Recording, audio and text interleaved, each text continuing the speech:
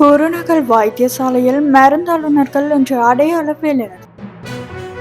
Geneva மனித உரிமை சபை கூட உள்ள நிலையில் தமிழர் தரப்பின் சான்றிதழ்கள். பேருந்துகளில் ஏஐ தொழில்நுட்பம்.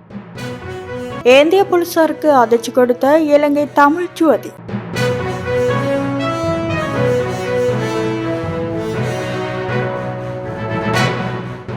குருநகல் போதனா வைத்தியசாலையில் இன்று 24 மணி நேர அடையாள வேலை நிறுத்தம் முன்னெடுக்க உள்ளதாக அரசாங்க மருந்தாளுநர்கள் சங்கம் தெரிவித்துள்ளது. தகுதியேற்ற மருந்து கலவை நிபுணரை வைத்தியசாலைக்கு நியமித்ததற்கு எதிராக இந்த நடவடிக்கை எடுக்கப்படுவதாக அந்த சங்கத்தின் தலைவர் அஜித் திலகரத்ன தெரிவித்தார். அதன்படி இந்த அடையாள வேலை நிறுத்தம் இன்று காலை 8 மணிக்கு ஆரம்பிக்கப்பட்டுள்ளது. தகுதி வாய்ந்த மருந்தாளுநர்கள் தங்கள் சேவைகளை வழங்கும் போது சேவை அவசியமின்றி ஒரு மருந்து கலவை நிபுணர் நியமிக்கப்பட்டுள்ளதாகவும் இது குறித்து சுகாதார சேவைகள் பணிப்பாளர் நாயகத்துக்கு 2 முறை அறிவிக்கப்பட்டுள்ளதாகவும் அஜித் திலகரத்ன குறிப்பிட்டார். இருப்பினும் அதிகாரிகள் இந்த விடயத்தை புறக்கணித்த காரணத்தால் இவ்வாறு அடையாள வேலை நிறுத்தம் முன்னெடுக்கப்பட்டுள்ளதாக அவர் சுட்டிக்காட்டியுள்ளார். வடக்கு கிழக்கு உள்ளிட்ட இலங்கை தீவின் தற்போதைய நிலைமைகள் தொடர்பாக மொரீசியஸ் வெளிவிவகார அமைச்சர் தனஜே ராம்ஃபுல் உள்ளிட்ட மொரீசியஸ் வெளிவிவகார அமைச்சின் உயர் அதிகாரிகள் சிலரை பிரித்தானிய தமிழர் பேரவை சந்தித்து உரையாடியுள்ளது. ஜெனீவா மனித உரிமை சபையின் தீர்மானங்கள் மற்றும் போர்க்குற்றங்கள் பற்றிய பொறுப்புக்கூறல் விடயங்களில் இலங்கை அரசாங்கம் அக்கறையின்றி செயற்படுவதாகவும் ஈழத்தமிழர்களின் பிரச்சினைக்கு உரிய தீர்வை முன்வைக்க இதுவரை ஏற்பாடுகள் எதுவும் இல்லை எனவும் பிரித்தானிய பேரவை சுட்டிக்காட்டியுள்ளது. ஜெனீவா மனித உரிமை சபையின் 60வது கூட்டத்தொடர் எதிர்வரும் செப்டம்பர் மாதம் 8ஆம் தேதி ஆரம்பமாக உள்ளது. அந்த கூட்டத்தொடரில் ஈழத்தமிழர்களின் தற்போதைய நிலைமைகள் குறித்து எடுத்து விளக்க வேண்டும் என பிரித்தானிய பேரவை கோரியுள்ளது. இலங்கை தொடர்பான தீர்மானங்களை கருக்குழு நாடுகள் முன்வைக்கும் போது ஈழத்தமிழர் பற்றிய விடயங்களில் குறிப்பாக இன அழிப்பு தொடர்பான விவகாரங்களில் கூடுதல் கவனம் செலுத்த வேண்டும் என பிரித்தானிய தமிழர் பேரவை உறுப்பு நாடுகளின் பிரதிநிதிகளை சந்தித்து உரையாடி வருகின்றன. தமிழ் தேசிய பேரவை பொது வேட்பாளராக போட்டியிட்ட அரியநேந்திரன் மற்றும் சில அமைப்புகள் ஜெனீவா மனித உரிமை சபையின் ஆணையாளருக்கு எழுத்து மூலம் அறிக்கைகளை சமர்ப்பித்துள்ளது. எதிர்வரும் அக்டோபர் மாதம் இலங்கைக்கு வழங்கப்பட்டிருந்த கால அவகாசம் முடிவடைய உள்ளது. எனவே புதிய தீர்மானம் ஒன்றை மனித உரிமை சமர்ப்பிக்க உள்ள நிலையில் அந்த தீர்மானத்தில் இலங்கையை சர்வதேச குற்றவியல் நீதிமன்றத்துக்கு பாரப்படுத்த வேண்டும் என ஆணையாளர் வலியுறுத்த வேண்டும் என்று தமிழர் தரப்பு கோரி வருகின்றது. சில அமைப்புகள் இலங்கைக்கு எதிராக சர்வதேச நீதிமன்றத்தில் வழக்கு தொடுக்க வேண்டும் என்றும் வலியுறுத்தி வருகின்றமை குறிப்பிடத்தக்கது. அரசு மற்றும் தனியார் பேருந்துகளில் பயணிக்கும் பயணிகளின் பாதுகாப்பை உறுதி செய்வதற்காக செயற்கை நுண்ணறிவை பயன்படுத்தி புதிய தொழில்நுட்ப முறை பயன்படுத்தப்படும் என்று அமைச்சர் பிமல் ரத்நாயக்க தெரிவித்தார். கதிர்காமம் பகுதியில் ஊடகங்களுக்கு கருத்து தெரிவித்த அவர் முதற்கட்டமாக 40 தொழில்நுட்ப கருவிகளை பேருந்துகளில் நிறுவ நடவடிக்கை எடுக்கப்படும் என தெரிவித்தார். ஏஐ தொழில்நுட்பத்தை பயன்படுத்தி சாரதிகள் சோர்வாக இருந்தால், தூக்கத்தில் இருந்தால், நித்திரை கலக்கம் இருந்தால் அல்லது பணியில் இருக்கும் போது செய்யக்கூடாத பிற விடயங்களை செய்தால் அவர்களுக்கு நினைவூட்ட இந்த ஏஐ தொழில்நுட்பம் பயன்படும். இந்த அம்சங்களை இலங்கையில் உள்ள நிறுவனங்கள் பல வருடங்களாக பயன்படுத்தப்பட்டு வருகின்றன. ஆனால் அவை இலங்கையில் பொது போக்குவரத்துக்கு குறிப்பாக மில்லியக்கணக்கான மக்களை ஏற்றி செல்லும் இலங்கை போக்குவரத்து சபை மற்றும் தனியார் பேருந்துகளில் பயன்படுத்தப்படவில்லை. எனவே அவர்களுடன் பேசிய பிறகு அவர்கள் தங்கள் நிர்வாக அறிவு, தொழில்நுட்பம் மற்றும் உபகரணங்களை வழங்க விருப்பத்துடன் முன்வந்தனர். முதற்கட்டமாக இலங்கை போக்குவரத்து சபை மற்றும் தனியார் பேருந்துகளுக்கு 40 கருவிகள் வழங்கப்படும் என தெரிவித்தார்.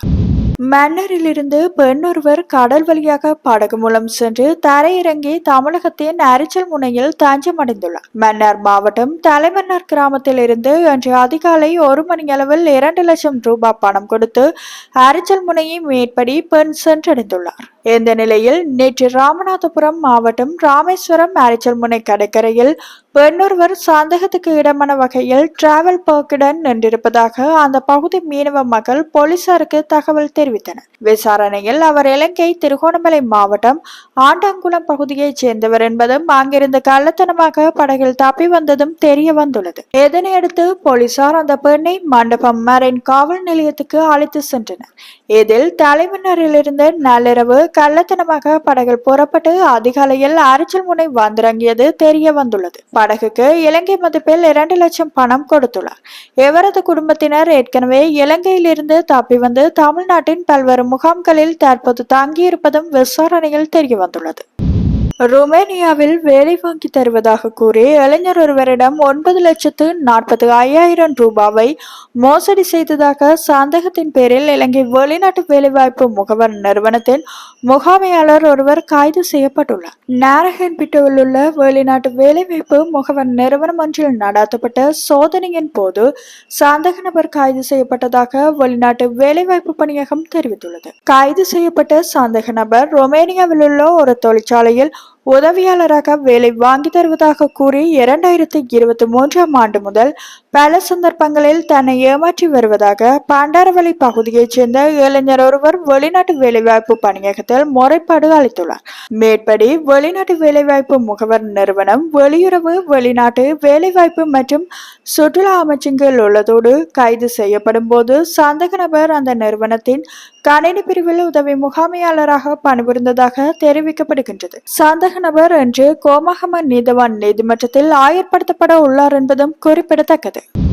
டொனால்ட் ட்ரம்ப் ஜனாதிபதியான பின்னர் அமெரிக்க இந்திய உறவில் நெருக்கம் ஏற்படும் என நம்பப்பட்டாலும் ட்ரம்பின் பொருளாதார வரி உயர்வுகள் இரு நாடுகளுக்கும் இடையில் விரிசலை உருவாக்கியிருந்தன. ஆனாலும் இந்தோ பசிபிக் விவகாரத்தை மையப்படுத்திய அமெரிக்க இந்திய உறவில் உள்ள நெருக்கம் தொடரும் என அமெரிக்காவின் போகஸ் தொலைக்காட்சி நேற்று செவ்வாய்க்கிழமை விமர்சனம் செய்துள்ளது. இந்த பின்புலத்தில் இந்தோ பசிபிக் பிராந்திய விவகாரத்தை மையப்படுத்தி அமெரிக்க இந்திய அரசுகள் விரைவில் கூட்டு நடவடிக்கை ஒன்றை முன்னெடுக்க உள்ளதாக சர்வதேச செய்திகள் தெரிவிக்கின்றன. ராணுவ ரீதியாகவும் வர்த்தக ரீதியாகவும் முன்னெடுக்கப்பட உள்ள நடவடிக்கைகள் குறித்து அமெரிக்க இந்திய வெளிவிவகார அமைச்சின் உயர் அதிகாரிகள் மற்றும் பாதுகாப்புத்துறை அதிகாரிகள் பேச்சு நடத்தி வருகின்றனர். இந்த பின்னணியில் இந்தோ பசிபிக் பாதுகாப்பு விவகாரங்களில் கவனம் செலுத்தி வரும் குவாட் ராணுவ அணியின் முக்கிய தளபதிகளும் சந்தித்து பேச உள்ளதாக தெரியவிருக்கின்றது. இந்தோ பசிபிக் பிராந்தியத்தை மையப்படுத்திய வர்த்தக செயற்பாடுகளில் சீனா முதன்மை நிலையில் ஈடுபட்டு வருகின்றது. அத்துடன் ராணுவ வியூகங்கள் சீனா கவனம் செலுத்தி வருகின்றது. இந்த பின்னணியில் அமெரிக்க இந்திய அரசுகளின் கூட்டு செயற்பாடுகள் தீவிரமடையும் என சர்வதேச அவதானிகள் கருத்து வெளியிட்டுள்ளனர். இந்தோ பசிபிக் விவகாரங்களில் சீனாவின் முன்னேற்றம் பற்றிய செய்தி கட்டுரை ஒன்று குளோபல் டைம்ஸ் ஆங்கில செய்தி இணையத்தில் வெளியான பின்னணியில் அமெரிக்க சார்பு சர்வதேச ஊடகங்கள் இந்தோ பசிபிக் பிராந்தியத்தை மையப்படுத்திய விவகாரங்களில் கூடுதல் கவனம் செலுத்துகின்றன. அதே நேரம் சீன ரஷ்ய பொருளாதார கூட்டான பிரிக்ஸ் பொருளாதார கட்டமைப்பில் இந்தியா கூடுதல் பங்களிப்பு செய்கின்ற முறைகள் பற்றியும் அமெரிக்க சார்பு சர்வதேச ஊடகங்கள் வசனம் வெளியிட்டு வருகின்றன. அதேவேளை இந்தோ பசிபிக் பிராந்தியத்தில் சிறிய தீவான அதுவும் முக்கிய மையமான இலங்கை தொடர்பாக அமெரிக்க இந்திய அரசுகள் தீவிர கவனம் செலுத்தி வருகின்றன.